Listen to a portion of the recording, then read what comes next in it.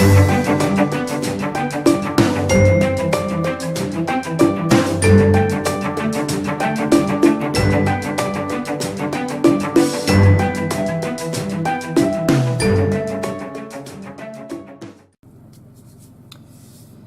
how's it going, YouTubers? Welcome to the next update for the Out of Your Comfort Zone group build.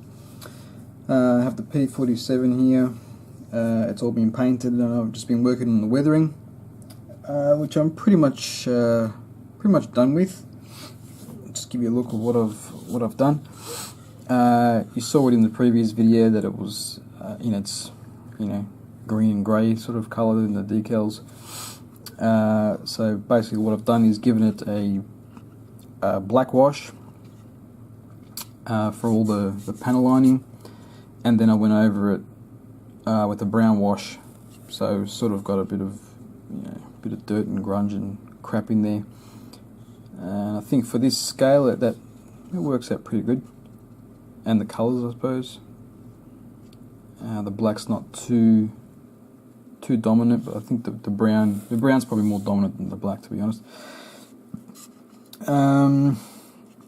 I've added like a bit of a blast mark or explosion or whatever that is. It's a big bullet hole basically. Speaking of bullet holes, we've got some on this wing and up in the fuselage, and I've also done some this side underneath. Just some sort of general weathering. You can see the brown sort of stands out a bit more against the grey side of it. A bit of chipping, some grime, a few fuel stains, oil leaks. What else have we got? Pretty much it. Just added some streaking everywhere. So basically my approach to that was it was glossed for the decals. I then glossed it again to seal in the decals, and then all the weathering was done on that gloss coat.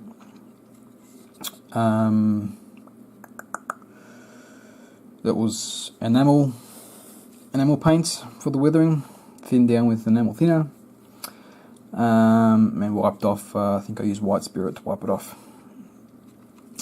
And then I basically flat coated it all, and then used some of the Tamiya weathering products and some pastels.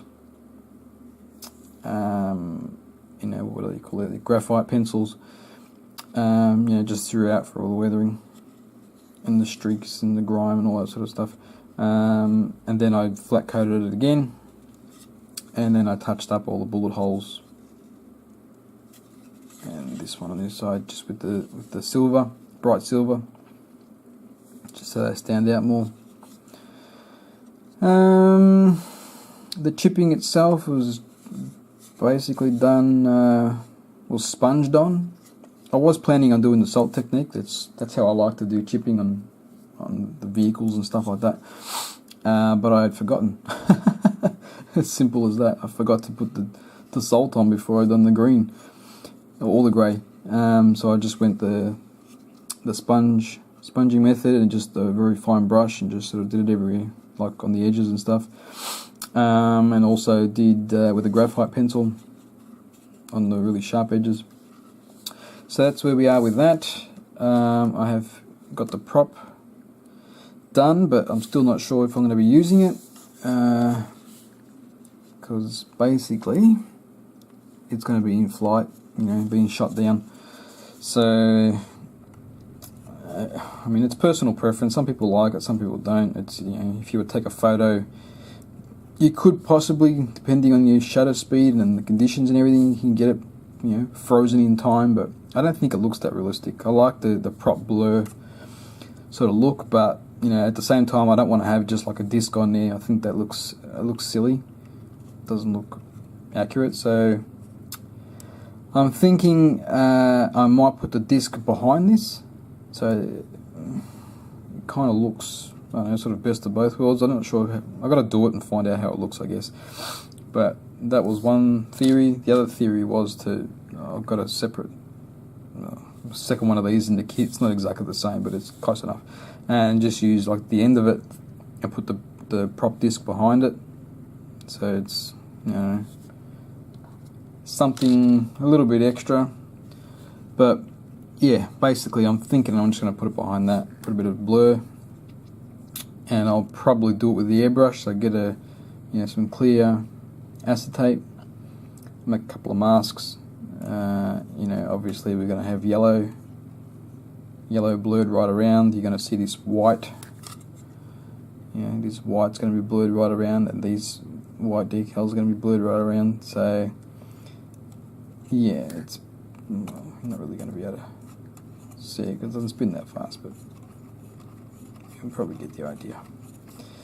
So that would be the aim for that. But you know, I don't know what I'm doing, so it's all trial and error. We've got the pilot painted. I didn't really spend too much time on him, just sort of quickly, because he's going in the cockpit and, you know, you're not really going to see him. And speaking of the cockpit, I'm pretty sure I showed it before, but there it is there.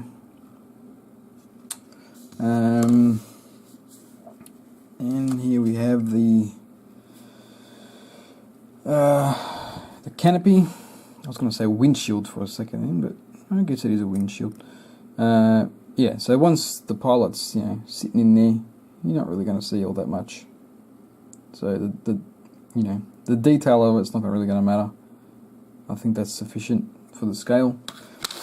So I'm happy with that. The next thing I've got to work out is how I'm going to do my sort of smoke effects in the clouds. The clouds, I'm probably going to use this polyfill sort of stuff, which, you know, once I sort of break it up and probably get out of the way, you know, probably give it a light airbrushing of some grey just so it, you know, give it a bit of contrast. You know, I think they'll work well for clouds, and it also hide the, you know, the rod that's going to be holding it up on the plaque, which is another thing that I did here. I drilled out a little hole, put some styrene in there, like a plug, and then just drilled it out so I can put the rod in there to hold it up in position. What else? The other thing we've got here is I try to do some sort of flame effect coming out from the engine, and I got this expanding foam sort of thing.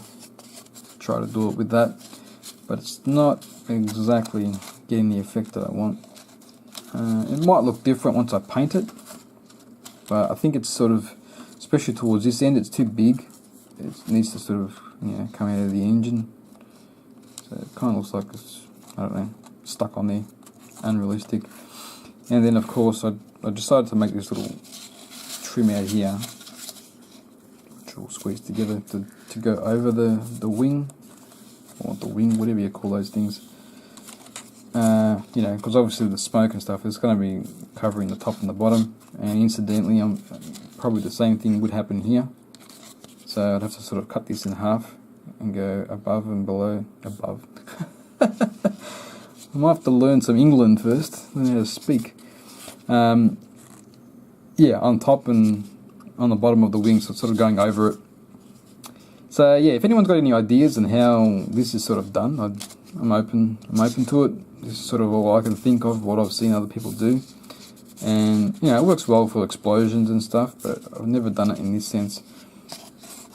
I've poured up a couple of others just to change the size and stuff, make them sort of bigger towards the end and smaller towards this end, but yeah.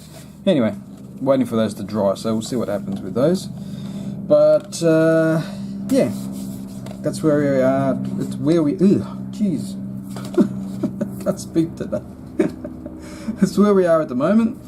So I'm thinking that the next update will be the final, which is basically just me working out this smoke on the propeller and putting it on a base.